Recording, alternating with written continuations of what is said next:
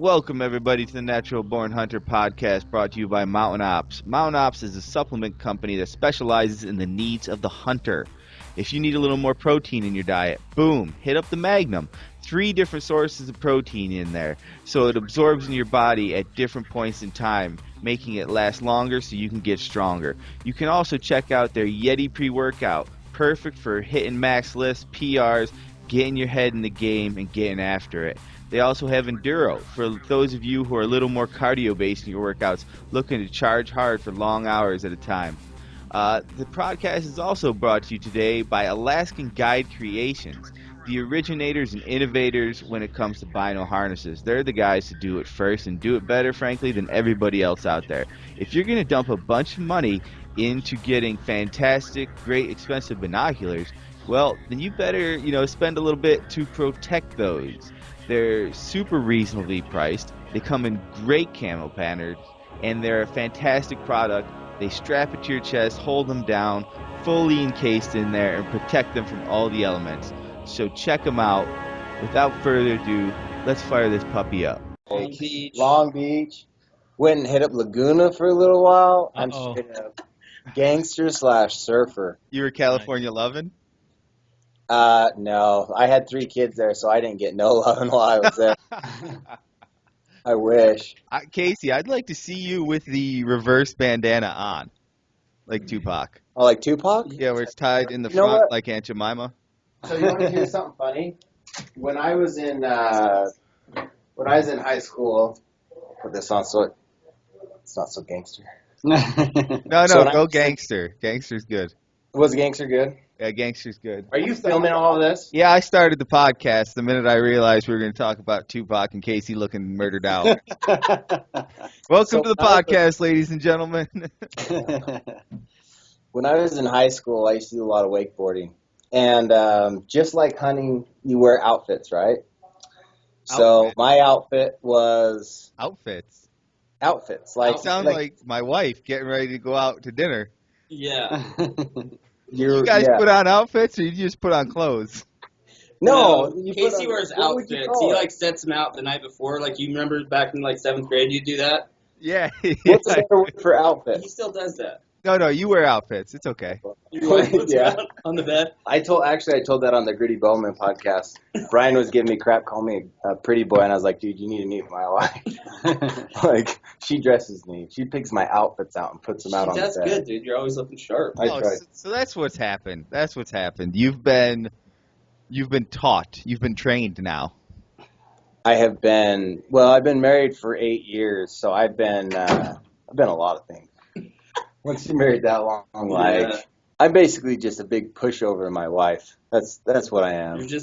You're her little doll, dude. She just. I get accessorized. Yeah, you get accessorized. All right, Casey Harbison of Mountain Ops. Let's talk about this. So let's go back to the outfits in California. What were your outfits there? Oh, no, my outfits when we would wakeboard. Okay, when you wakeboard. I would wear a bandana. Right.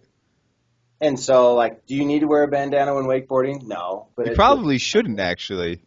It was a part of my flair, my style. Let me ask you this. Was it bandana like do-rag where it comes over the top, like so, and there's 3 points so tied in the back? It was about You roll it. 2.5 inches thick, Yeah. rolled. But here's the thing. So one of my sponsors was Spy Sunglasses. 2.5 inches thick rolled, huh? I can see how you got those sponsors. Yeah.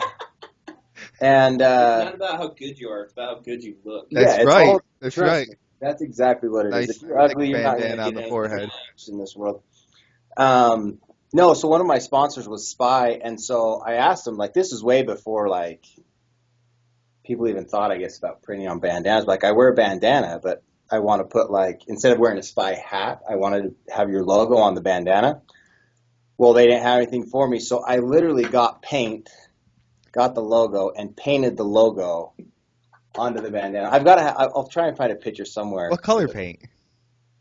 Well, orange and white, that's their corporate colors. All right, and what kind of paint does one use to bedazzle their bandana? Acrylic. Acrylic. Yes. Now, does it Did you, still... hand draw it, or was So it I hand a draw. stencil Luckily, I'm you an had? artist, so I could do it. Yeah. So I drew the Spy logo out. Oh, so Kate, big. I love you, Casey. I love you because there's not many men out there who would customize their bandana, and there's not a lot of guys who could sport the bandana and pull it off. And There's a then lot of guys who want years to. later. Oh yeah, That's yeah. what's impressive. Well, okay, let me go a step further. Oh wow, Uh, we're getting deep. So we went to like a thrift shop or something, and we found matching jerseys. Yeah. Because you know how those hunt teams used to be around? Well, we had like a wakeboarding team. Wait, hunt? And- There's hunt teams? Oh, you must not be from Utah. I'm not from Utah. Tell me about these hunt teams. I've never heard of Oh, this. so like if you kill a lot of animals, you get more points, and then your team beats the other teams here in Utah. Just like any other sporting. But Oh yeah. isn't that about how those hunt teams work? They're kind of phasing off now. Yeah. But you never saw like Team XYZ. I'm not going to say any because then they're going to hate me. But The only murder teams I ever heard of were the Crips and the Bloods. no, not gangs, teams. Phil, does that sound like gangs or teams to you? Crips and Bloods? I don't know. I don't know. You guys are like the Utah version of the Crips or Bloods. Like, it's a little more wholesome. Everything's a little more wholesome in Utah. Yeah. It It's is a little wholesome more gang. wholesome, What but was your sign? Yeah, what was your sign? What was your gang sign? What's Dude. that stand for? The Spy? No. Spy. Yeah, yes. So it actually stood. Our name was Shy Wake. Wait, no, that was really your sign? You really did that? You really put your hands up in an S shape? Yeah. For those of you listening, Because you you can't can't see make the an video. S with one hand. Like, remember how it was West Side or East Side or whatever? Yeah. You had to do two hands. And it was unfortunate because one guy was he didn't have an arm. So his was more of a C. It was Have you guys- unfortunate. Have you guys seen He's a hell of a wakeboarder. have you seen Straight Outta Compton yet? No, I haven't. Dude, I don't. I have. All right. I watched it last week in Vegas. All right, you know that scene where they're on the bus and they're throwing up gang signs going down the road and Yeah. getting, and the gangbangers pull over in front of the bus and the guys get on and they basically start giving them a scared straight, if you will, thing, yelling Yeah, at the kids sure. for throwing gang signs and stuff. That's what I feel like would happen to Casey. Going around throwing up the S. Someone's gonna pull over in a car and be like, Out on the lake, other wakeboard teams would pull in front of their boat and they'd climb on Casey's boat and start telling them, Yeah, scared dude. straight. We'd start hitting each other with our wakeboarding ropes. And like, they've all got their custom bandanas on. Custom painted. Don't be showing yep. those colors around here. Don't associate with no orange and yellow or orange and white. I still remember it was orange and white on a charcoal bandana. It was beautiful. If I still had it, I'd probably still rock it today. Even on. Dude, when they're at Mountain Ops, going to have some bandanas then. Yeah, that's a good question. Oh, that's the next. That's phase 4. Yeah, Don't go into phase 4. we're still Second in quarter. phase 2 Second though, quarter. so you got a while. Have you guys just realized what I've realized now? I've had an epiphany. The only reason Casey started Mountain Ops is to create this clothing for himself and have an excuse to wear it. He's like, Same colors and everything. Orange, exactly. Orange and white, man. charcoal. Orange, white, and black. You No, know- it's true. It's true. If you, it's funny. If you go in my closet right now, I have about 30 black shirts, and they're all Mountain Ops shirts. And my wife's like, "Do you ever wear anything else?" And I'm like, "No, man. This is You like gotta rep this the is like the brand. coolest." Actually, I do have some Hush shirts. Colors. You got to rep your colors, your gang Yeah. sign. colors. I used to have a bunch of other Do the- shirts, but now it's just all black Mountain Ops shirts. The MO. Start throwing the MO. There we go. That looks better like that. Start Yeah. throwing the MO. The MO up at people. Rep your colors. I know not everybody on here is a Mountain Ops fan, so they might come after you if you're flashing that around. I'm going to put their car in front of your bus right now. Yeah. Dude, I just know that somebody pulled up to your boat and was like, "Why are you wearing that bandana like that? That is never going to be cool." And you were Dude, like, do you remember- one day, this bandana is going to be the coolest thing. And so that's what Mountain Ops building up to. Like, the Empire was building up to the Death Star. Casey's been building up to bandanas with Mountain Ops logos on them for people to wear. I one day will have those. You will start seeing guys ditching the beanies, ditching any type of hat, and they're just wearing bandanas on the mountain. I'm going to Like- be wearing mine backwards like Tupac, throwing up the MO everywhere I go. and flipping flapjacks for everybody back at camp. Yeah.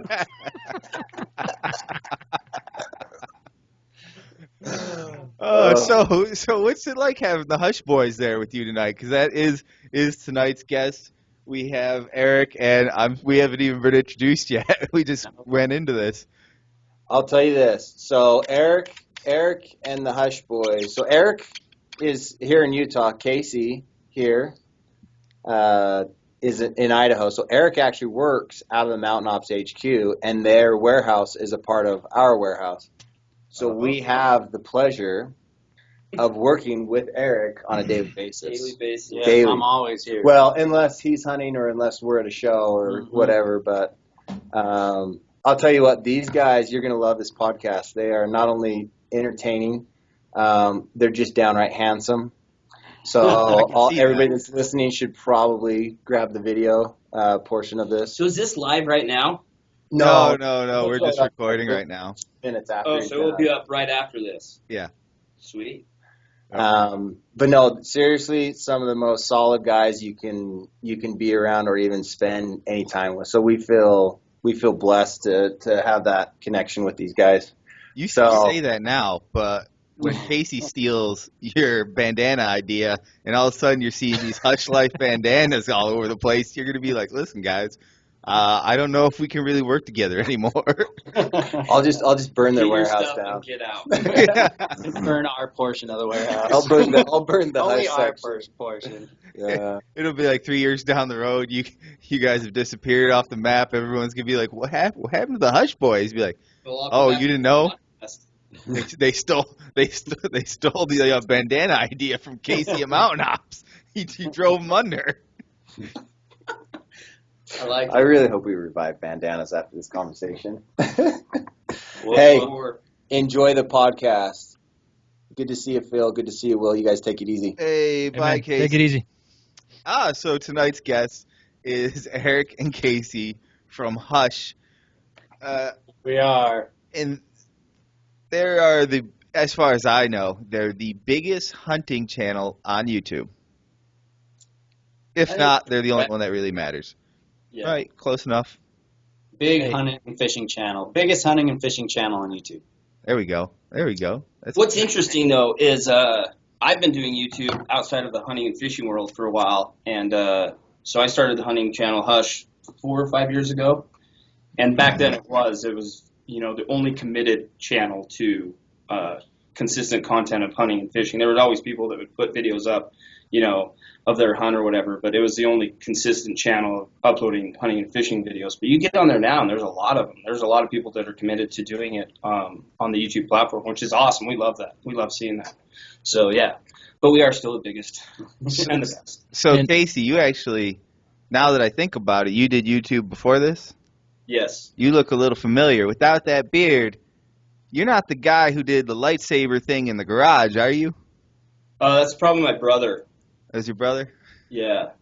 Yeah, my brother, he does YouTube. You have done some lightsaber videos, though. Yeah. Have you done lightsaber videos? Kids out in the backyard. Yeah. I'm trying to think, but no, I think that the one you're talking about is my brother's video, Shay Carl. Shay Carl? Yeah. All right. So, yeah.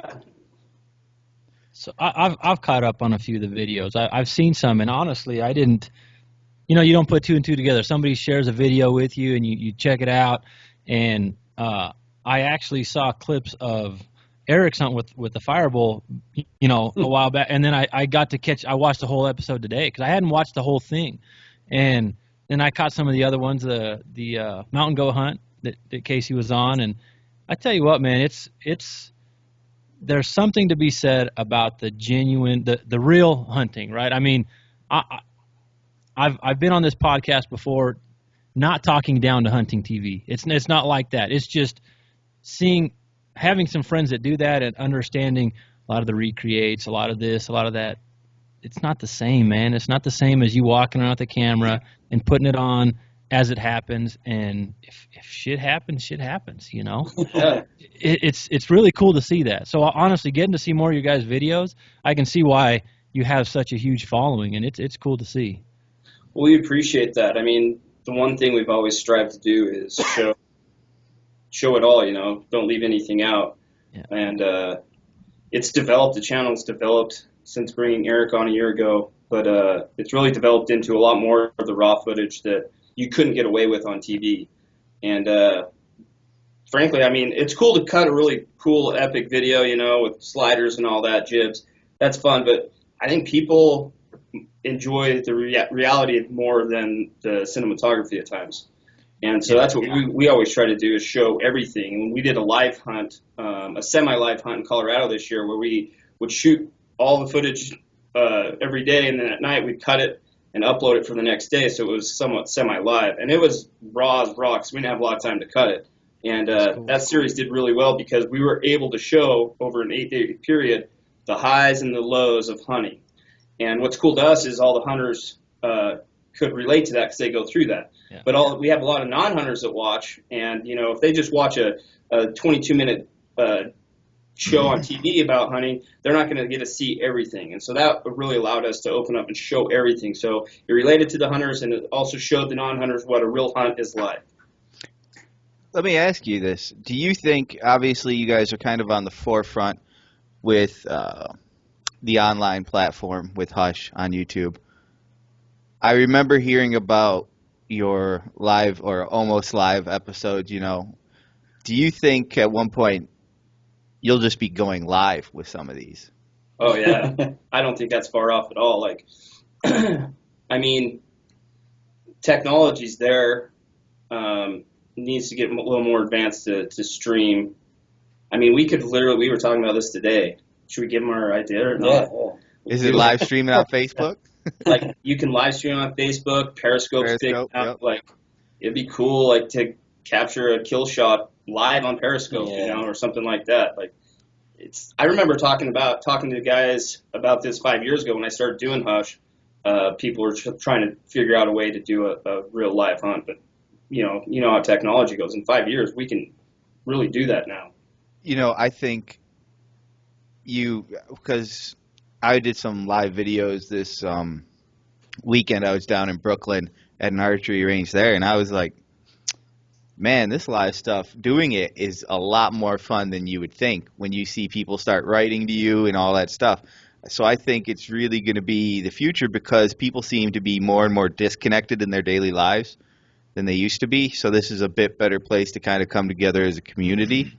And you'll have friends I had friends coming in watching the video live from Montana, from California, you know, all over the place. And what I think it'll go from there is soon it won't be just, you know, me on my phone or people on their computers, wherever it'll be, oh, your drone will connect live to it, all your cameras will connect live to it, everything you're going to do will connect live, and you'll just be running things from your phone or tablet, you know, switch from camera A to B to C, and everything will be like kind of like the Truman Show, if you will. Like a live edit? Yeah, you'll be live, you know, live video controls. I mean, Phil and I have talked about it. It probably won't be long before this podcast will actually go live, just because if it doesn't work, it doesn't work. But I really enjoy the live medium. I've been watching, who was it? Mike Rowe was doing live videos on Facebook, and that's where I was like, oh, man. And then Cam Haynes started doing it. I was like, this is cool. I like this. And then doing it yourself, though, is way more fun. Yeah, we did a live question and answer video right when we hit 100,000 subscribers on the channel. We did it right here in the office. And like you said, it's super fun to just have people writing you questions in real time and answering those questions. And the engagement that we were able to have with like our viewers was a ton of fun. And I think we'll be doing a lot more live videos on our channel. So you guys, go ahead. Sorry. I was just going to say, speaking back to your point about TV, you know, not to downplaying TV or anything, but you just don't have that option on TV to do stuff like this. Like the platform we're on, like, you know, that's how we run our channel. Like, we just have a wild idea and say, let's film this and upload it today, or let's do a live question and answer with our fans. Like, the interaction is what's key. What makes the internet so big is people feel like they're hanging out with us. You know, we're not just some TV guys. Yeah, and the thing is you guys are in control, right? That's at the end of the day, you don't have a network telling you, no, you can't do this. You don't have sponsors. Well, maybe you have sponsors that are, you know, that's a little different, but it's on a different platform, and that's where I think it's cool, and that's where even the podcast, I enjoy it because we don't have anybody telling us what to do or how to do it, right? If we want to talk about whatever, we talked about Disney stuff with Jordan and Casey one time. We're talking about Disney characters, right? And then we're talking about hardcore hunting stuff, and then it goes to all over the board. And that's where, that type of content that's real, you're getting it as it comes. I mean, it's unfiltered, sometimes a little bit more filtered than others, but it's real. And I enjoy it. But let me ask you the question then. We're talking about the TV platform. Is that something you guys are considering at all, or are you happy where you're at? No, we would never do a TV show. We are very happy at doing what we're doing right now. You're doing very well. You're doing very well. I'm a big believer in having complete control over my life and everything in that, and that's including content we create. That's a big deal to us. Like, we don't want anybody to ever tell us what we can do and can't do. We want to do things that we want to do. That's what life's about, man. Just go make rad stuff, right? I totally agree. I think. And how old are you guys? 34. I'll be 33 this April. All right, so we're all around the same age, and this generation is much more of that. All right, if I have to go in and do everything I have to do, I think I'd rather choose a career that's maybe a little harder, may pay a little less, may be tougher to get started, but at least I'll be in control of everything, and chances are it'll be technology-based, and it'll be something a little more cutting edge than probably a previous generation would have done. Oh, for sure. Like, look at the things, like, I know the older generations kind of look at this generation and just, a lot of them, I think they think we're a bunch of lazy punks, but look at the things that this generation has created and continuing to create. Like, pretty powerful and important stuff that's going on right now in not only in technology, but in entertainment. Like, I always say the internet gives everybody a voice, right? So, like, growing up and stuff, you'd only hear the points of people on TV or in magazines or newspaper, and there was always only their opinions you would hear about because they were the ones that had the stage. Well, the internet gives everyone a stage, like your podcast. Like, could you do this on TV? I mean, could we? Would anyone pay us for it? Yeah, right? But it gives everybody a voice. If you have a good idea or a good plan, or go and do it and see what happens. Like, you guys are doing well with this podcast that you guys came up with. Like, that's what's cool about the internet. It gives everybody a voice. And we did it just for that reason, to be a voice, to be heard, to say things we thought were worth saying. People felt they agreed with it. Oh, yeah. So again, catching up on some of your guys' stuff, the comments sections under some of your guys' videos are pretty interesting. And that's where seeing the people duke it out with an anti-hunter or somebody coming on and talking crap and seeing people come up and defend it. Man, I tell you what, I was cracking up just reading some of the comments. How do you guys handle the haters? I mean, once you get to a higher status like you guys are, killing it with the subscribers and doing well, there's going to be a percentage of haters all the time. But you guys just don't even address it, or? There's always haters. There's the people that are like anti-hunters that are just uneducated. We try to take an approach that we help educate those type of people. When it comes to like haters that are just hating what we do, it's more of a jealousy thing. I just kill them with kindness. I mean, I'm on there constantly, both of us, engaging and replying back to people. But like smart comments, you just kill them with kindness, Yeah, I have nothing to prove to anybody. I'm not trying to impress anybody. We're doing what we love, and you will not please everyone. There'll always be haters, and I just don't have time to dig in and argue back and do stuff like that. So I think, like what Eric said, there's two different type of people that will leave hate comments. There's the actual trolls that are just trying to troll you and get a response, really. Like, that's what the sad thing is most of these mean comments you get are just people being mean specifically so somebody will come and comment back to them because they want that interaction, which is sad. Confrontation, Yeah, they want attention. And then on the other hand, the people that leave comments they're passionate and opinionated about what they think, which is fine. I like that. Like, I enjoy that because, I mean, I grew up in Idaho. Eric grew up here. We moved to LA. So I grew up in Idaho, got married and lived in Utah for like 6-7 years. And then we actually moved to LA for 5 years. to do the YouTube full time. And I would just never understood at this, but not everyone was able to grow up the way we did. Not everyone grew up with guns or with hunting or fishing. They just grew up without that stuff, so they just don't understand it. They don't have the education of it.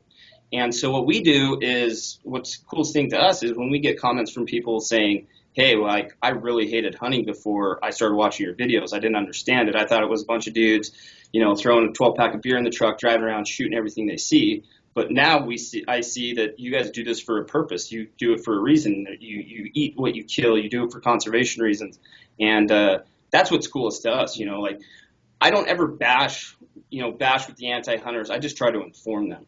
Because I think the hunting industry has gotten off on a bad foot as of recently about just thinking that way. Like, we're going to hunt. We don't care what you say. This is what we do. You can't stop us. We all feel that way, but at the same time, like, we just all need to do a better job of educating the antis.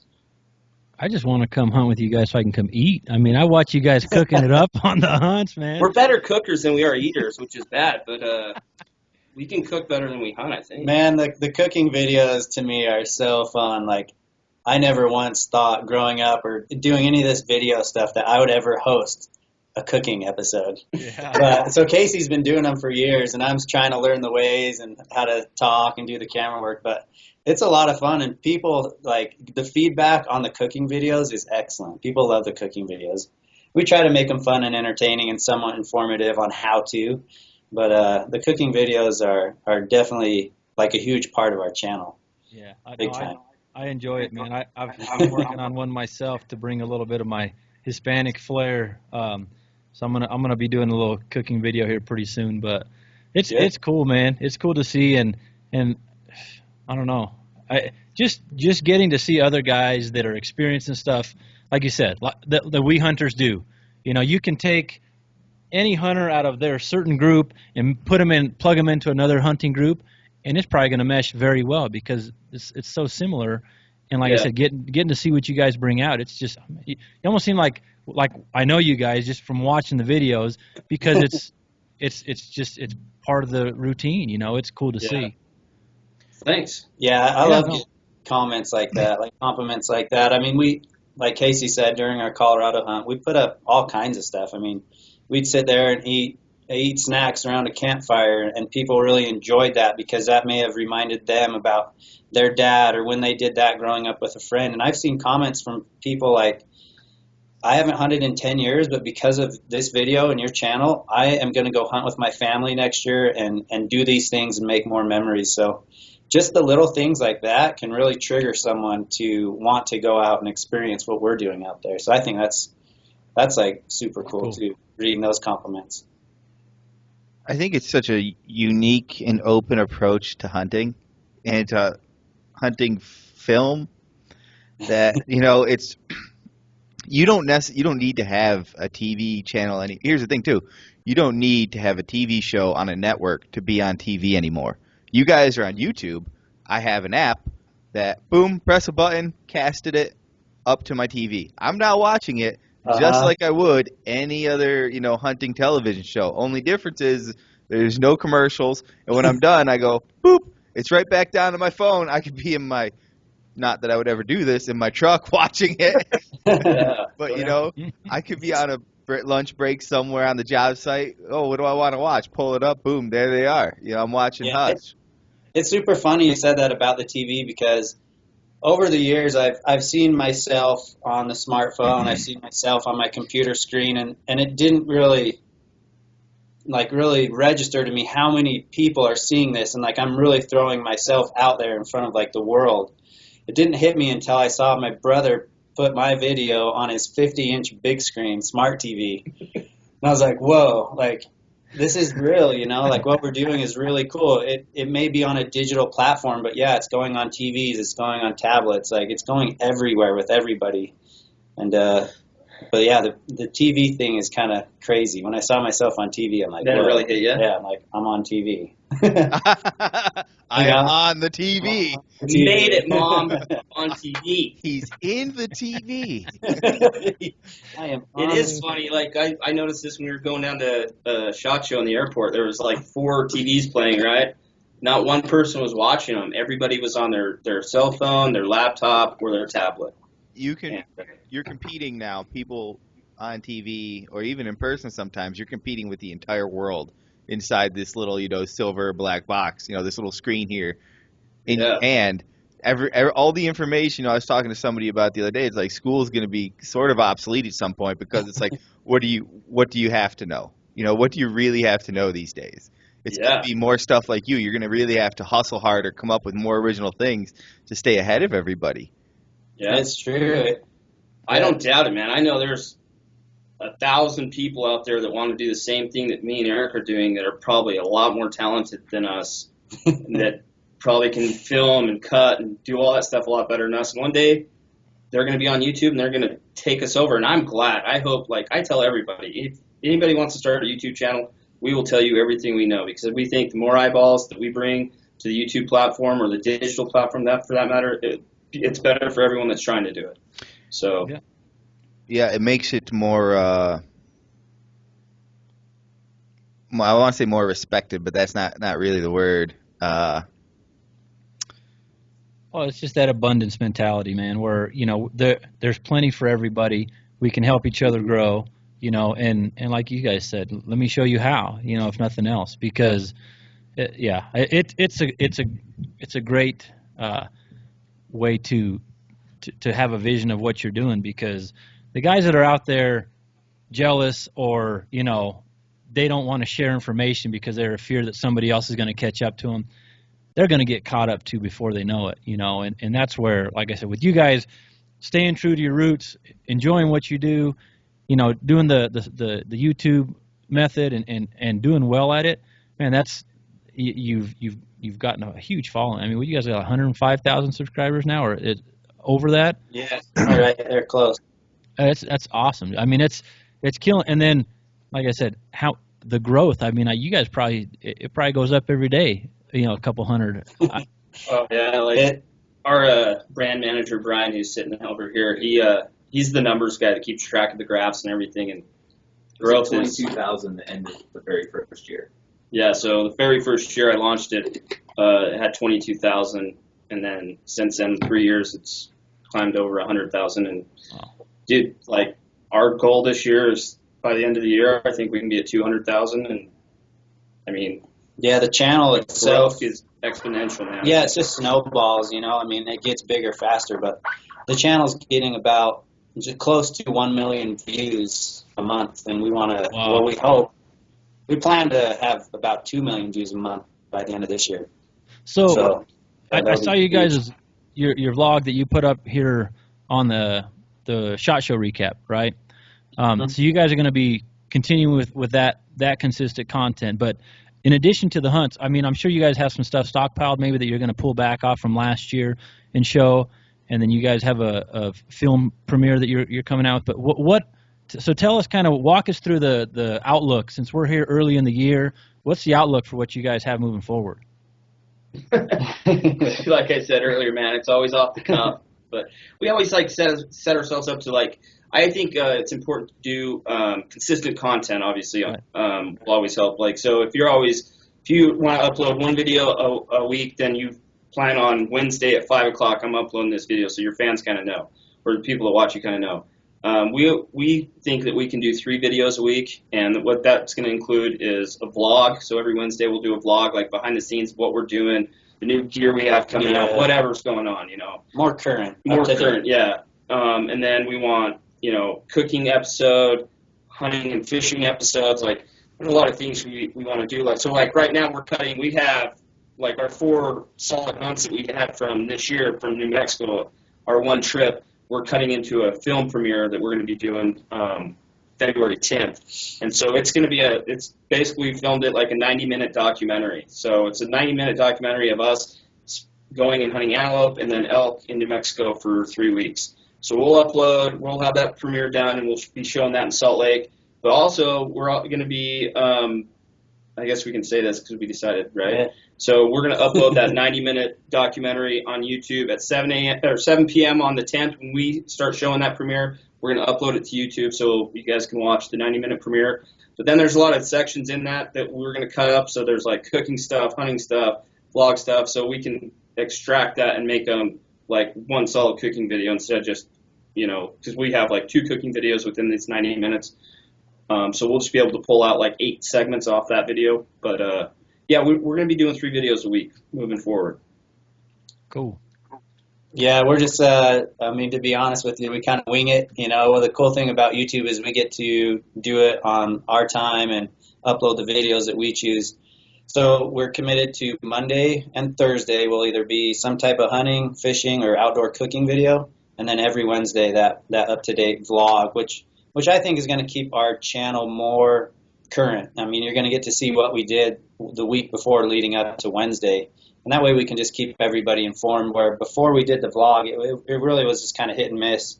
But yeah, like when we're on trips, we try to get videos up while we're on trips. We can stockpile them, like you said, and have them launch at a certain time and date. Right. So we can be in the high country of Nevada and launch a video because YouTube allows us to do that. Yeah, it's amazing. It's almost sick how much you can do now with the plugins and the software to schedule stuff out, man. I'd say I'm not very good at that stuff. I'm learning, right? I've got a guy that helps me with my website stuff, and he's throwing terminology out there. I'm like, what the start typing it in, what the hell does this mean, but it's just so easy. It's not easy. It's a lot of work involved, but the systems are in place to make you successful. Exactly. They give you they give us all the tools we need to be successful. And honestly, with YouTube being backed by Google, they want us to be successful. They want all the YouTubers to be successful because of the AdSense and the revenue share they make on the ads. So that's what I love. My experience so far with YouTube is we're given every tool to be successful. We just need to learn how to use it and capitalize on it. Where'd you guys hunt in New Mexico? What part? We hunted antelope. We had 2 antelope tags up in Clayton, New Mexico, yeah. Northeast corner, like middle of nowhere. And then we hunted elk down on the Gila. Cool. What unit did you guys draw? Oh, sorry. Hey. Well, I mean, unit, right? You don't got to point on a map, but we are not those guys. Honestly, I will tell you everything we know, but this one little unit down there, we can't. That's okay. Secrets. My brother drew. There's one of the wilderness, one of the 16B or D. I can't remember which one it is. But we were back there. It was about 5 or 6 years ago, and it was the first and only opportunity I've been able to hunt the Gila. We just helping my brother out. I tell you what, man, I apply every year. I can't wait till I get a chance to get back. So it's cool that you guys. 16B is a really good one down there. Yeah. That's a solid unit. I apply for 16B first choice every year, and I've never drawn it. Yeah, so I hunted. The National Forest I've got a special place in my heart for that wilderness. Man, that's cool down there. Yeah, I got to hunt northern New Mexico this last year up by Angel Fire, and it's I took a bull there this year. But I tell you what, man, I've got family that outfits in that area, so I was curious with the antelope because. One of the properties they hunt's right off of I-25, right there by by Las Vegas, New Mexico. Not quite as far east as where you guys were, but they shot some toes, man. What's that? I drove through Las Vegas, New Mexico. Yeah, it's not a lot there, right? Yeah, the armpit of New Mexico. I think Clayton might even be worse, but no. Yeah. If anybody lives in Clayton, it's a beautiful place. I got family that lives there, man, so they can give me shit all they want, but. No, it's cool. I got to hunt, like I said, the last couple of years, 2 out of 3 years, I've got to hunt New Mexico, and so you guys go all over. I mean, Colorado recently, New Mexico. Tag season's always got to be probably a pretty critical time when you're trying to figure stuff out, I'm guessing. It really is. Like we always try to extend our seasons, right? Like you got the September archery hunt, the October rifle hunts, and then for most people, it's over after that. Yeah. But we're always looking to create better content, and so we hunted the Ruby Mountains in Nevada this year, archery mule deer hunting, which is cool because it opens up actually earlier than anything else around. Like Utah's archery hunt opens like the 15th, and this opened like the 10th, so that was a cool hunt. We went and did Nevada archery deer hunt. I had the tag, he filmed, and then we came back and hunted the Wasatch Front for 5 days. for archery deer, and then we went to New Mexico for 21 days, and then Early season Colorado. then I had a rifle elk tag in Colorado. These guys went and hunted an over-the-counter tag in Idaho for archery elk. Yeah. I had a Wyoming antelope tag. We did the Colorado third season tag, and then these guys hunted the front. I went to Missouri. He went to Missouri and hunted whitetail. Yeah, I was gonna say, do you guys do much whitetail hunting? I never have. He's done it a few times. Yeah, the guys from Horn Hunter Backpacks took me out to their ranch in Missouri this year. We only had probably like 2.5 solid days of hunting, but I was lucky enough to get a buck on the first night, like the first stand. And you get 2 tags as a non-resident. Well, I think this is the last year they're going to do that, but I kept hunting, holding out for something bigger, but never did see anything after that. So I did get my first whitetail. That was fun. It's a different game, isn't it? It's pretty. I mean, I'm kind of a Western guy like you guys. Will gets to sit in a tree stand as much as he wants, but I've done it the last 4 or 5 years a little bit more, and I'm enjoying it the more I get to do it. I never thought I would, because I like getting after it. You hear something, you see something, you want to go. Yeah. But sitting in that stand, it's a different game. It is, man. Like I forgot I did a black bear hunt in Idaho in the spring over a bait. And it's just a different monster, you know. Like, us Western guys love to hike and chase and call and do all that. And, I think growing up we think, oh, those whitetail guys, they have it easy. They sit in a stand all day. They walk 100 yards too. It's a whole different monster, man. Like, I can't sit in a tree stand for more than, like, 2 hours without having to get up and pee or whatever, you know. Plus, like, I always thought, like, they just set up their stand and the deer just come right in. That's obviously not the case. Isn't that how it works? Is that what you guys do? Just set up? You sound like a non-hunter. I am. Why do you guys kill animals? Oh, it's funny. On my whitetail hunting video, I had a really ignorant comment, something similar to that. Like, I think the guy was like, "Hey, Eric, I love watching all your Utah hunts, Western-style hunts. I can't believe you would go shoot a deer like this. It's like shooting a fish in a barrel. Tree stand hunting isn't true hunting." And I'm like, man, you've obviously not tried it, because it's a different ball game. Sitting in a tree stand, setting up a tree stand, everything that goes into it before the hunt actually starts. All the time it takes to get that set up, and then to have that mental strength to sit there and do it day in and day out. When you just want to see them, you can get out and see them, but you can't really hunt them like that back east. Different terrain, and it's just a different style of hunting. But for me, like, I've done spot and stalk archery deer, I've done the calling in an elk with a bow, and all those Western type of hunts. I'm ready to go try new things, and like tree stand hunting and blind hunting, or maybe hounds, or hunting over bait. Like, that's something I want to do now, because I think it'll just make me a better hunter. If you learn all those different strategies, you can become a better hunter, and you can learn from every different style of hunting. It, man. And I'm the first year, well, not the first year, but the second year I whitetail hunted, I shot my buck on the first evening. It was first buck comes running around the crown, smoked him, and I sat there, right, wait for the rest of the crew to be, and I shot another doe on the trip. But then the next year I said, I'm going to hold out for a bigger buck, and I had to mentally prepare myself for, like, literally months. I'm going to sit in the stand all day for the 4 or 5 days, whatever we've got, allocated there. And you have to mentally prepare yourself for that, because, like Kay said, I'm not a guy that can sit for very long in one spot. So to know that you're going to sit in the same tree stand potentially all day or multiple days, oh man, that gets you up here. Yeah, for sure. But it's fun. I enjoy it. Yeah, we're going to do a lot more of that this coming year for sure. What about some hogs with a knife? We did some hog hunting. I did some hog hunting in California. It's weird. Like, you grow up watching TV. Like, being a Western guy, I grew up watching outdoor TV. Hunting shows.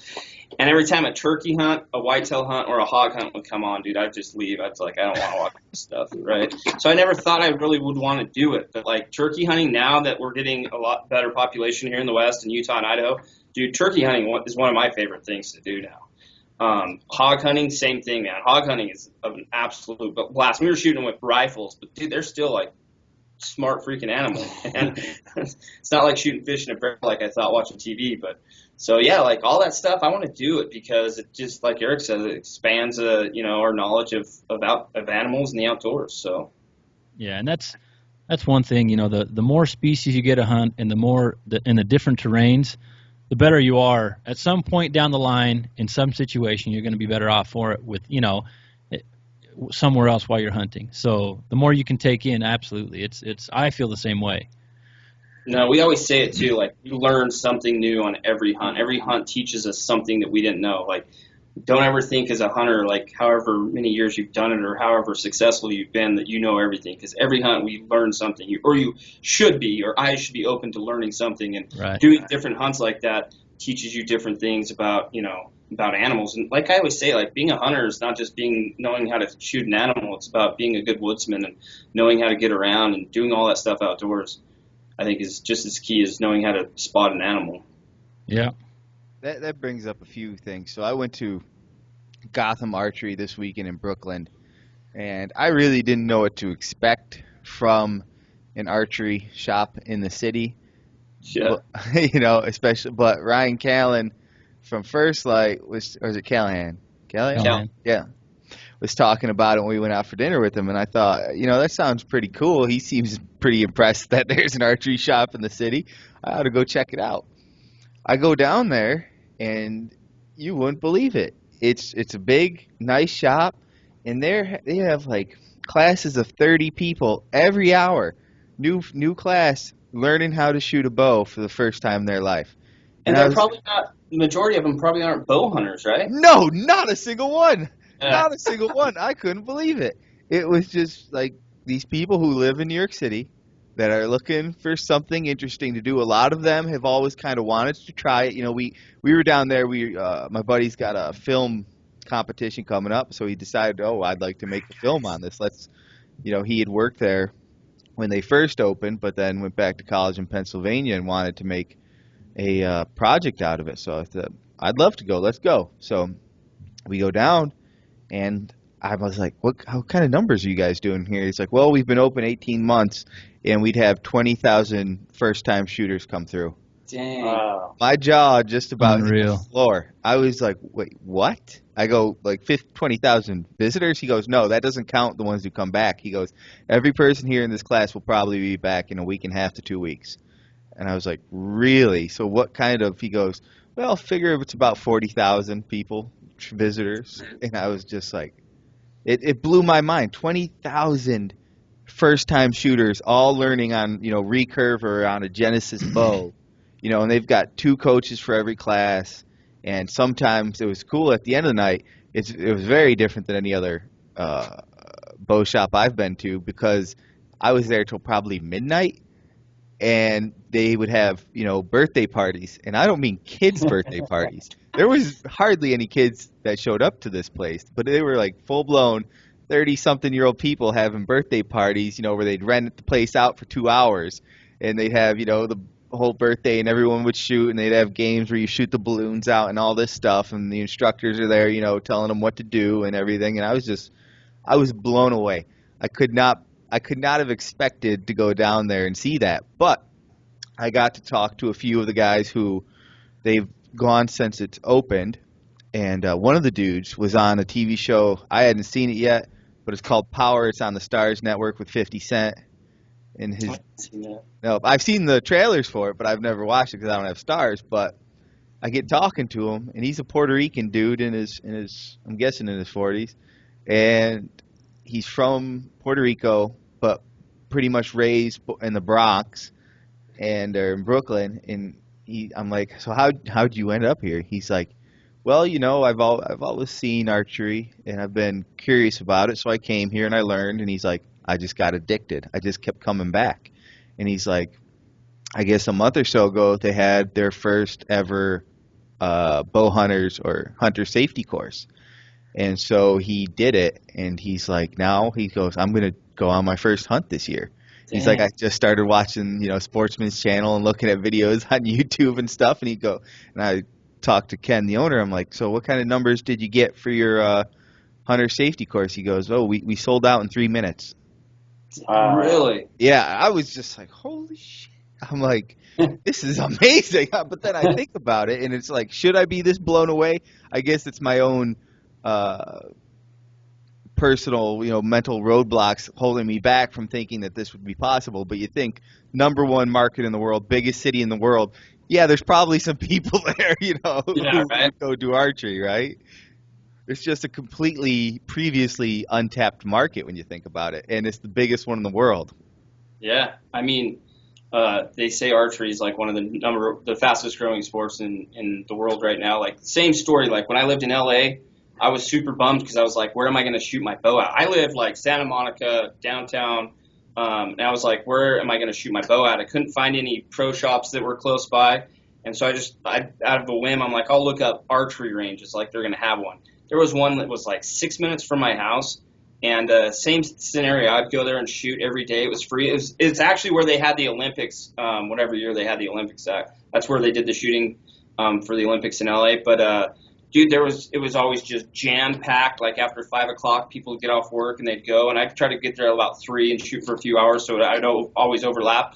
And there was just tons of guys there shooting bows. I mean, a lot of target bows, a lot of hunting bows. And I never met one guy there that was a bow hunter. They were just all out recreationally shooting. And like you said, dude, I had mental roadblocks the same. Like I would have never guessed people would have been into archery in LA, but there was a lot of them, and they weren't bow hunters, which I thought was way cool. Like, Yeah. That's a great way for people to get out and enjoy the outdoors. And even if they don't buy into the concept of hunting, but it gets them outside, That's the other thing that was really cool is he was explaining to me, in the city like this, people are always looking for something to do, something that's been organized, something new, something different. And talking to the guys there who had become shooters and who took the hunter safety course, they felt the exact same way about shooting that I did. After taking their hunter safety course, before they were kind of on the fence about hunting, but because of I don't know if it's the same way everywhere for a hunter safety course, but I know the New York State ones are really well done, and they spend a lot of time on the conservation and statistics and all that. And he was just blown away by it. Totally changed his perspective of it. Goes around, educates people on it. People bring as many people there as they can to shoot. Try to get them to hunt. And I thought, this is amazing. This is what I've been kind of hoping would happen to hunting is it gets a better name for itself. People start really understanding it for what it is, for the beautiful sport it is, for the pastime. We all know the nuances of it, right? You ask someone, explain what it's like to hunt, to kill an animal, right? To watch it go down. And it difference. There could be a million people you ask, and you will get a million different responses. I think it's one of the hardest things in the world to describe, and I don't think I've come up with a way to describe it yet. Yeah, I agree. I haven't either. And for these people now to want to do it and have a changed perspective, to me, was pretty amazing. Yeah. And the other surprise was I was the minority there. I was like, you like that, Phil? That doesn't happen often. Hunting's a sport full of white guys. That's true, man. Dude, I think with this new wave of organic meat, natural, eating clean, I've had a lot of even my own personal friends approach me about hunting, and they're like friends that I've grown up with since high school. They've seen me hunt, ever since high school, and it's finally now they're like, hey, I think I want to hunt, and it's like I'm always like, well, why? And it's usually, well, I watch your videos and I see that you're having a lot of fun out there, but I want the meat. I mean, these people, they don't care if they shoot a doe, a 2-point. It's nothing to do with trophy or antlers, and I think that's like the coolest thing is having some of my old friends and people that I've known for a long time wanting to get started doing it because of the benefits it has from having all the meat. Because when we have these barbecues, me and my friends get together for birthdays and any type of event, any reason for us to go have a barbecue, and I always bring deer or elk meat. And I love sharing it with my friends. That's like my favorite thing to do is take deer or elk that I went out, harvested, took care of, and now I can serve it and share it with my friends. And now they're starting to be like, hey, I want to go. So that's like super cool. So I think like bow hunting and hunting in general is starting to appeal to these people that are health conscious.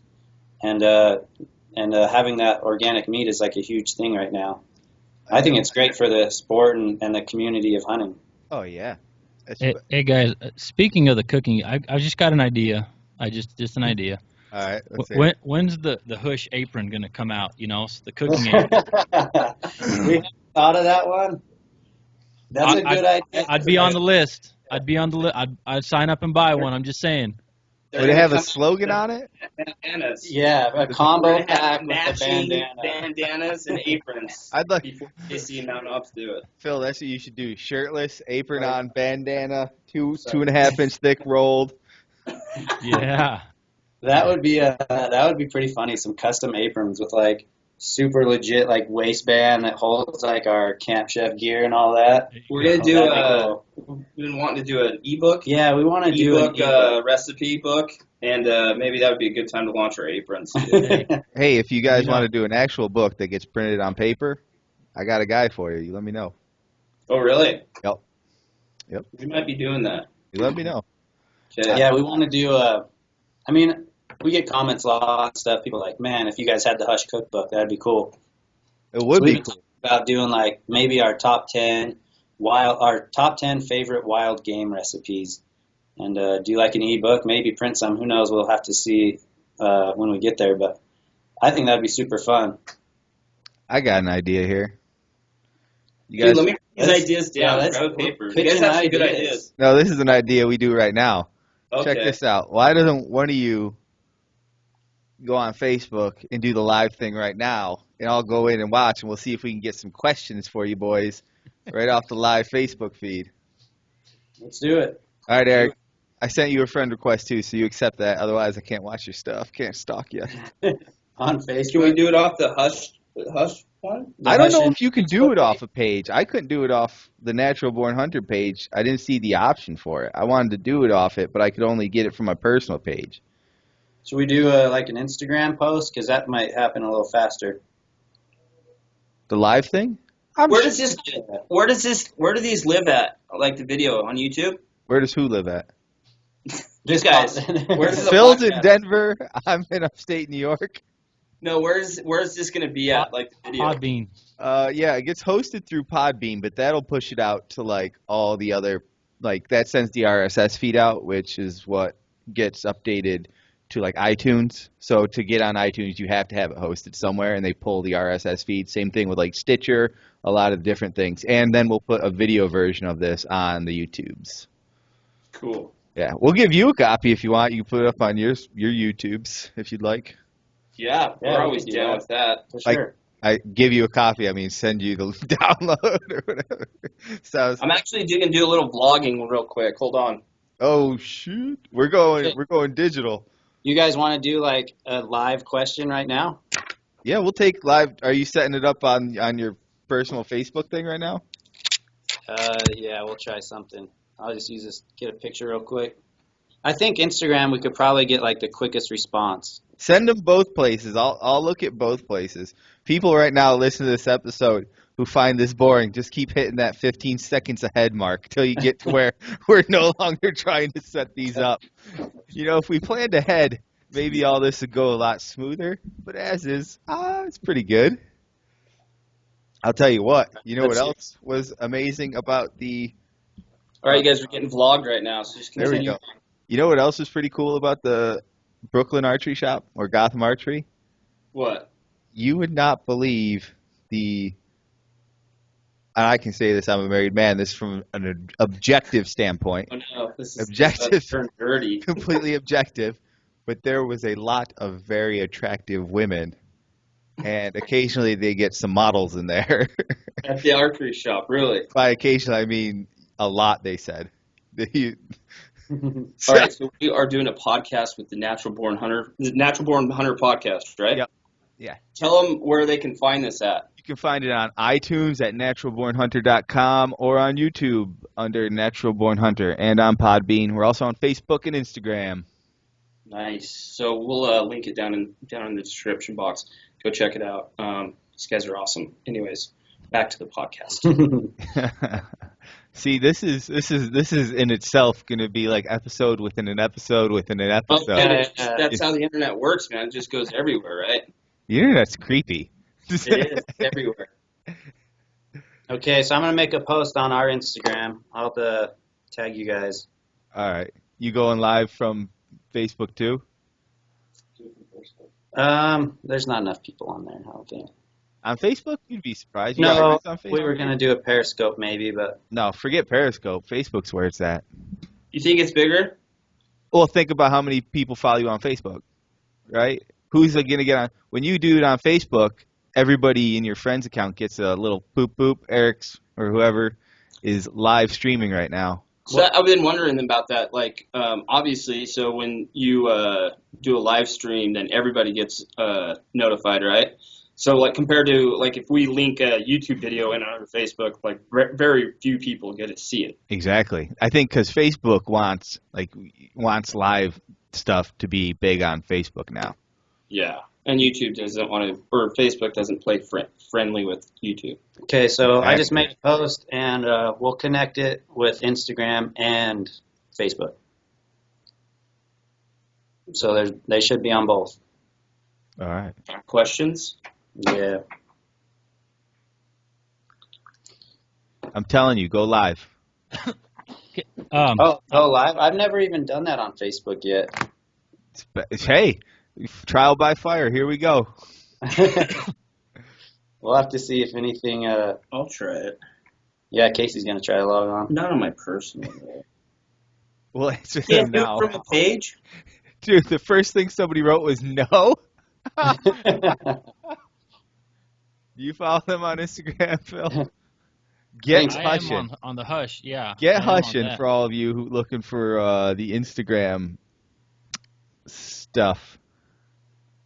Yeah, there's so many social media platforms out there. We're trying to use Instagram, Facebook, Twitter, and start to do this Periscope stuff. You guys use that at all? I was gonna use Periscope, but then I saw Facebook did it, and I thought I'm just gonna stick with Facebook. Yeah, we struggle to grow our Facebook audience. I don't know if it's with the way they do their algorithm or what. It is. Casey Being a business page, they seem to really restrict your content unless you pay to boost, right? Yeah, I think. Gotta Yeah. But play even down. then, you can't boost any anything that has an outside link to it. Right. Yeah. That's why I think, though, too, I prefer Instagram above all the other social medias. Get how I boosted something on my other page that I've got, and it just said check them out on their Facebook page, and it denied when I wanted to boost that, to pay to boost Really? it because it said Facebook. Yeah, Facebook blocked a post They're on that said Facebook? Facebook on it. It was ridiculous. So, yeah. They don't know. Oh, because they don't want someone piggybacking, maybe? I don't know what it was, man. It I was- just don't get why like Google just doesn't buy all of them. Yeah. That'd be better. Right. I'm okay with the monopoly. They might not Yeah. sell. They might not sell. That's true. Be nice if they were all friendly, though. Yeah. They can interact with each other. We're not getting any questions. That's why I told you. You got to go live on the Facebooks. Here's one. Who gives better hugs, Casey or Eric? Oh, that's a great question. I Let me like. demonstrate why Eric gives a better hug. Because while you're hugging Eric, you guys seen this before? Oh, the neck warmer. This is the neck warmer. What's it? Check that out. It's like a mullet. It's just a mullet on its own. So when There's you're no party doing up top. you can run your fingers through it. I heard girls like to run their fingers through guys' hair, so I had to grow a little back there because it's lacking in the front if you can't tell. Only a guy like Mountain Warrior would want to know something like that. You know, You know who Mountain Warrior is? I don't know who that is. That's who Mountain Warrior is? Just a creepy dude sitting in the corner? That's our only fan, Mountain Warrior. You know, with a fan like Mountain Warrior, though, do you need any more fans? No, we don't have room for any fans. All right.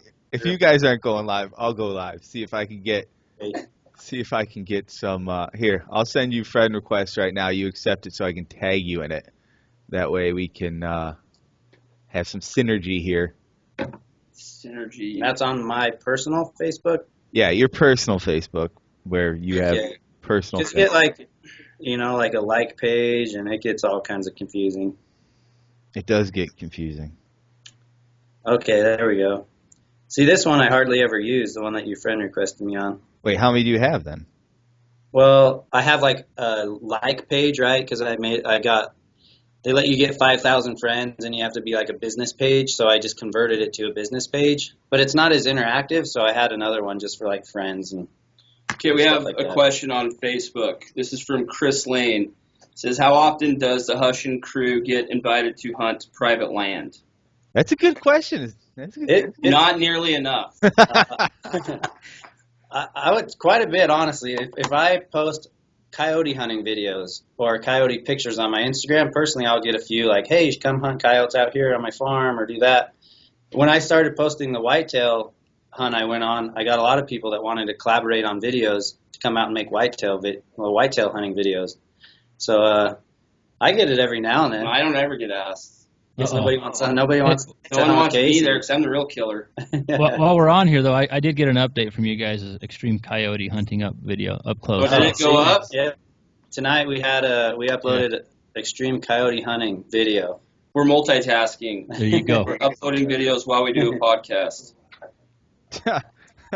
So, why don't you tell us then a little bit about your outcoming movie film? All right. So, like we talked earlier, we kind of do things different. We're always trying to like innovate and do something different. So it was literally in the middle of our New Mexico hunt. We came up with these. Well, last year, let me rewind a little bit. Last year, Casey and I, when we first started working together, we rented a small movie theater and did a movie premiere.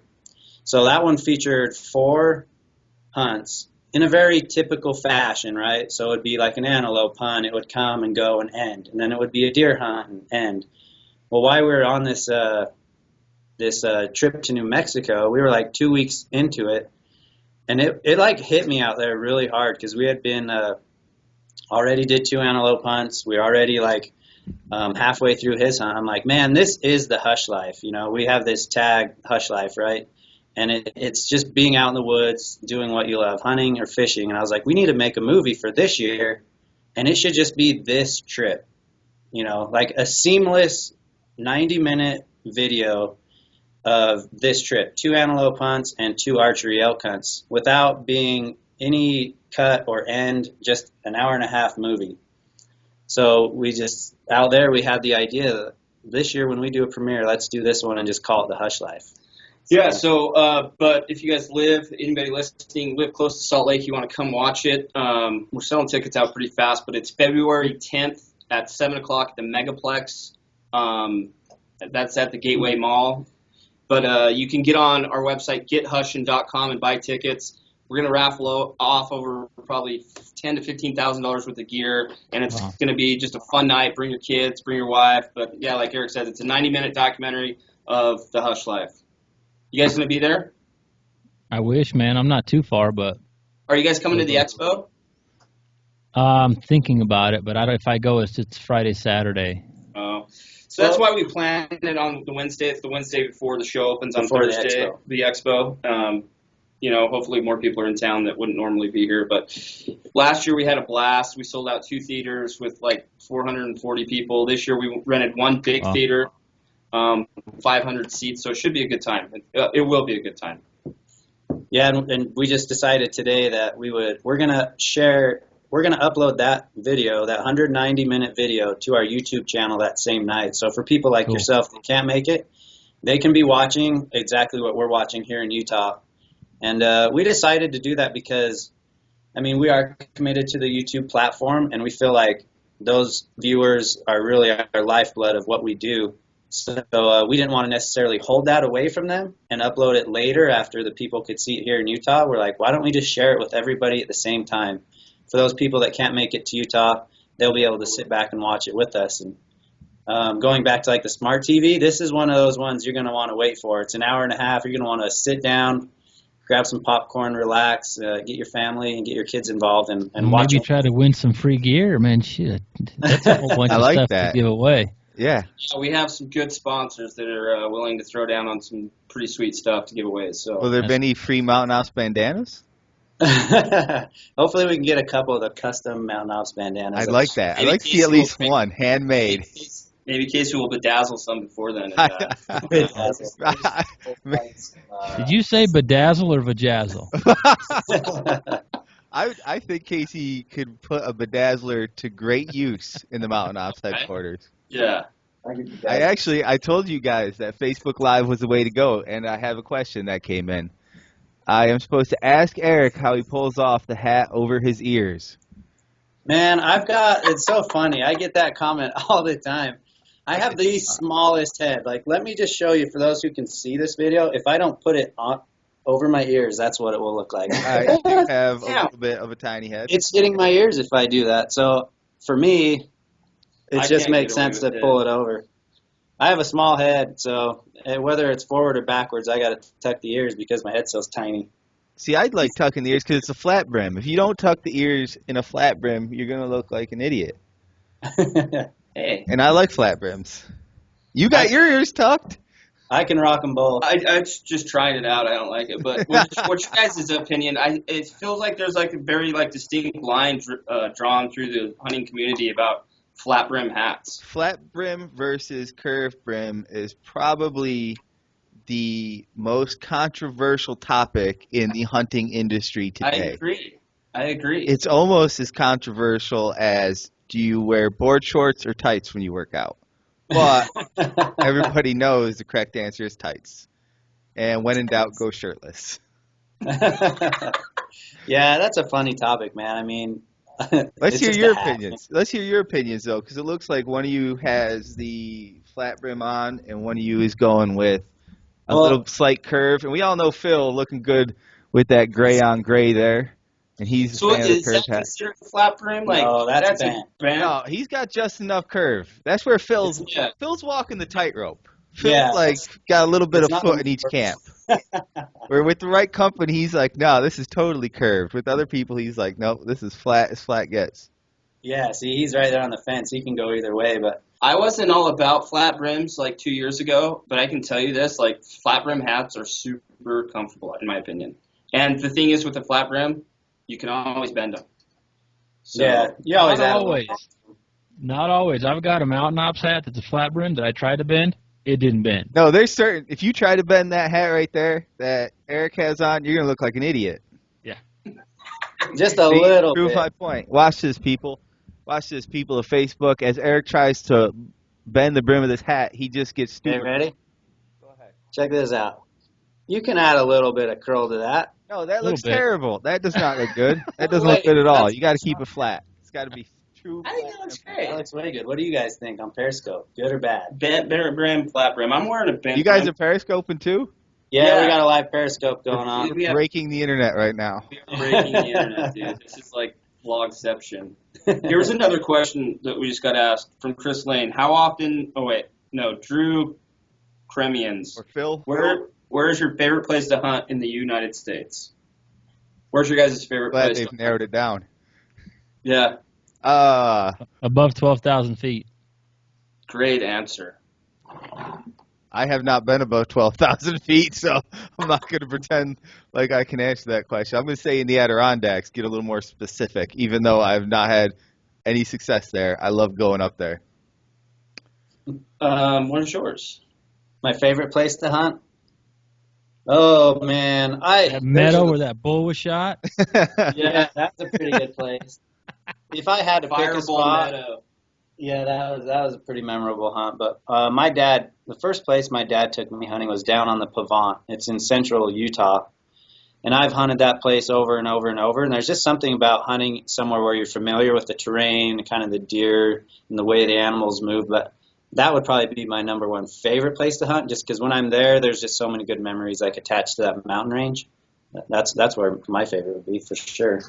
What about you? I don't know if it's my favorite, but one of my most favorite hunts we've done was the Ruby Mountain hunts in Nevada this year. We got packed in on horses 10 or 12 miles, dropped off with all our stuff for 7 days, and we hunted, however high, 10, 11,000 feet. That was an absolute riot. And beautiful country, a lot of deer. Warm weather. Warm weather, yeah. Crazy, crazy thunderstorms, which those high mountain thunderstorms in the summer are intense. Yeah. Scare you. Makes me feel alive. When I'm up there, you feel like you feel so small when you're in the middle of a storm like that. You're just like, wow. I mean, Mother Nature is so powerful and huge. Like we're just like here, you know. Makes you feel super alive. Hey guys, we're answering some questions, so if you have any questions, ask them quick. You see that? That was the most ghetto rigged live stream you ever saw in your life. Dude, Periscope, man. How's Periscope Yeah, going? You guys have looked into doing this live, the podcast? Yeah. Yeah. Just started talking about it. Yeah, it's tough, man. With our schedules when we record, sometimes it's on a Saturday, sometimes it's on a Monday night, sometimes it's on a Thursday. So just as we can get the guests on, so yeah. The difference of this and you guys bringing consistent content on like the Wednesdays or whatever day you're going to release, it would be a little more difficult because this is really random.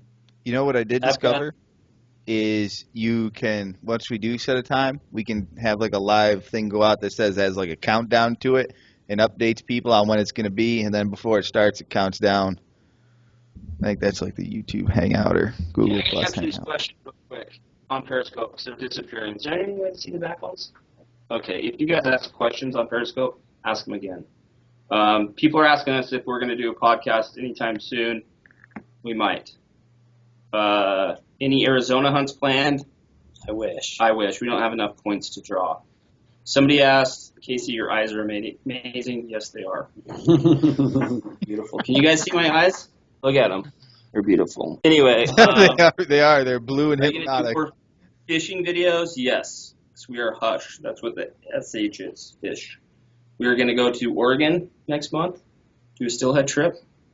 Which, you guys ever been stillhead? See, we're doing this podcast live right now. Not live, but have you guys ever been to do a stillhead trip? Have not. I've never been. Stillhead fishing sucks. I'm just kidding. I've been twice, like for 14 days total, and I never caught a fish. That's 14 long days of fishing without catching fish. Yeah. But this year's my year. Ever thought about coming to PA, Pennsylvania? Yeah, I've been there to do some bass fishing. Hey, Casey, it is Jackson Hartley. What's up, Lone Peak 20? Hey, any tips for filming hunts? Yeah, just start doing it. Get a camera and start filming yourself, Jackson. You'll love it. All right. Peace out. You guys got any questions on your end? I got the one about the hat. Other than that, we had about 30. We had 30 people watching at one point, which isn't bad for going up for 5 minutes. I think at 8:30 Eastern. I mean, think about it. Like when we started doing YouTube, and I got like 1,000 subscribers. Like compared to like other YouTube channels back then, that was nothing. But you think about like 30 people in a room. Like that's a lot of people. Like that's 30 people that chose to come and watch your live stream.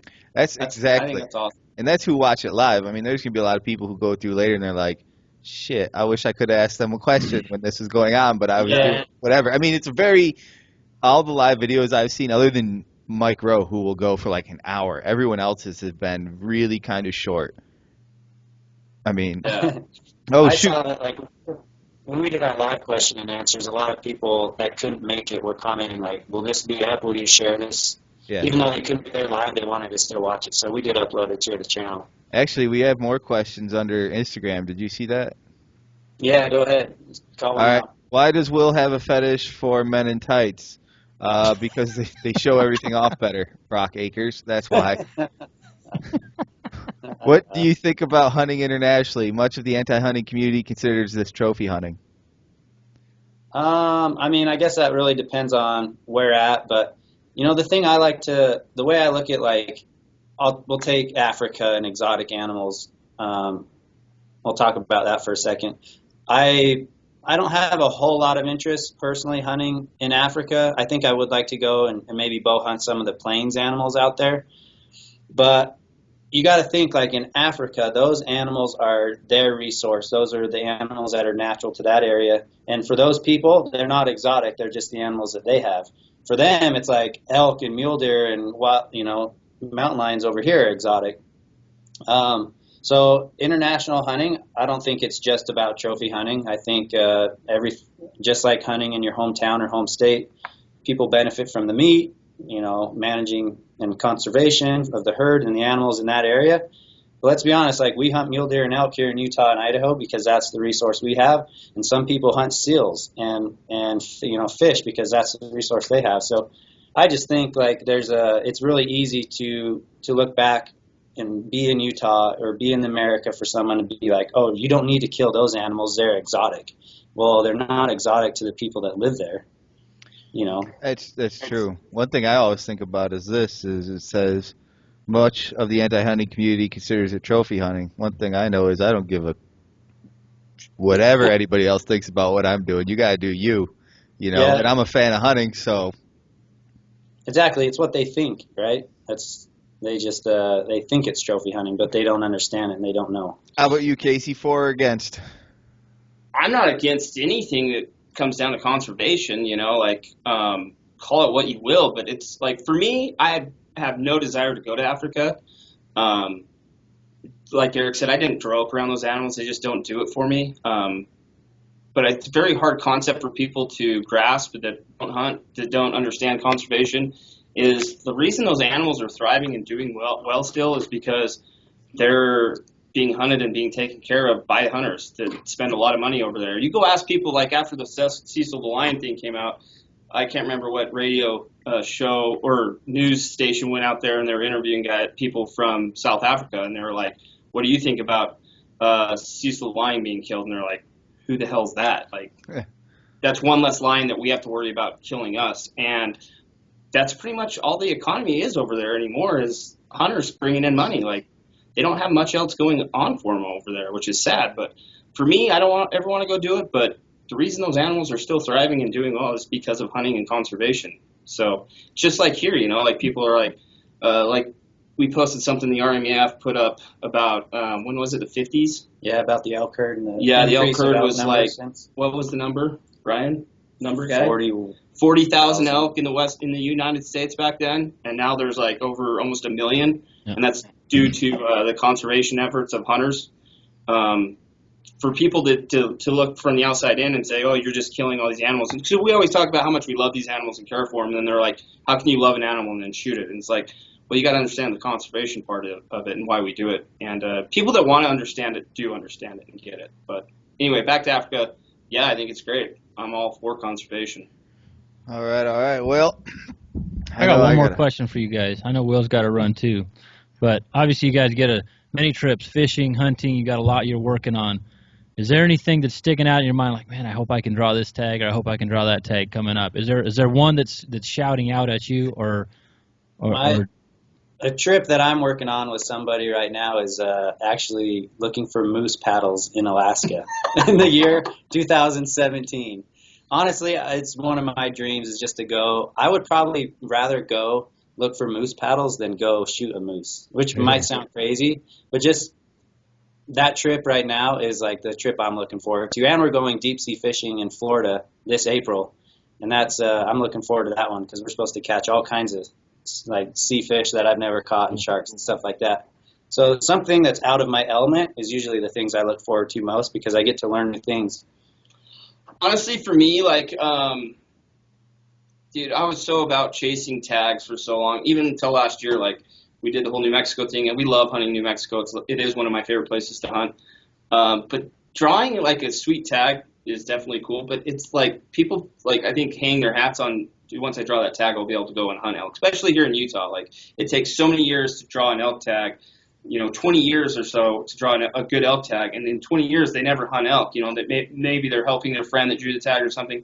There's so many good over-the-counter tags in Utah and Idaho and Montana that, like, for me this year, like, I hope to draw a tag, but if not, dude, I'm stoked on over-the-counter stuff because anytime I can get out and hone my skills and get out and learn, like we were talking about, I'm stoked on. So for me anymore, like, drawing tags isn't that important. I just want to get out and hunt because there's a lot of opportunity out there in the western United States for sure.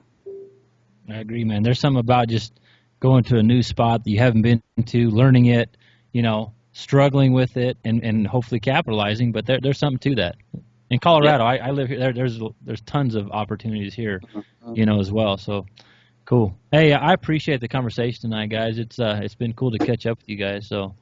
Yeah, thanks for the time. Thanks for having us. Thank you guys so much. It's good meeting you. I feel like we should plan some things in the future and go on some hunts or something, I like that.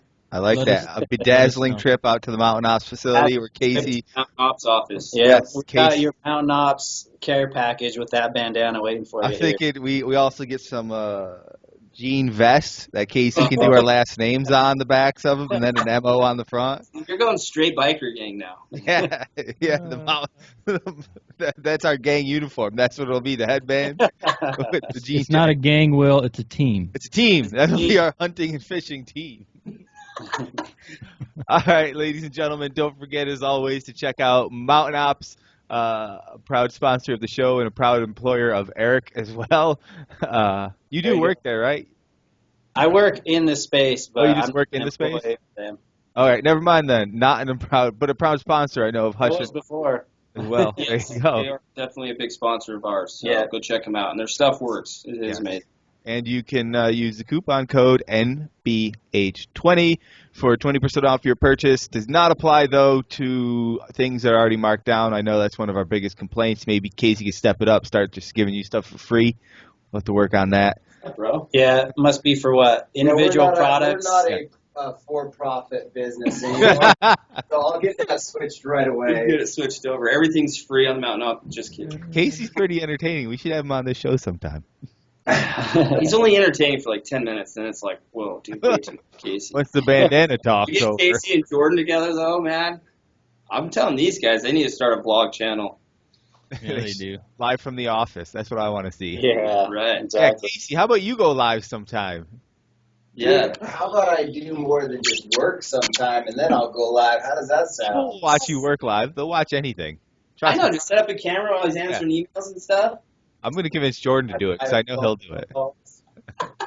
Jordan would do it. He loves being in front of the camera. All right, everybody. NBH20, 20% off your order. Check out Hush. They're on YouTube. I mean, there are a lot of other places as well, but definitely YouTube. Go. Come find us and subscribe, watch our videos, and yeah. And February 10th. Yes.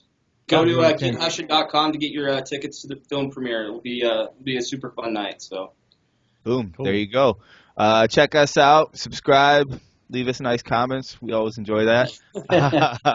For the Natural Born Hunter podcast, wake up, chase your dreams, repeat.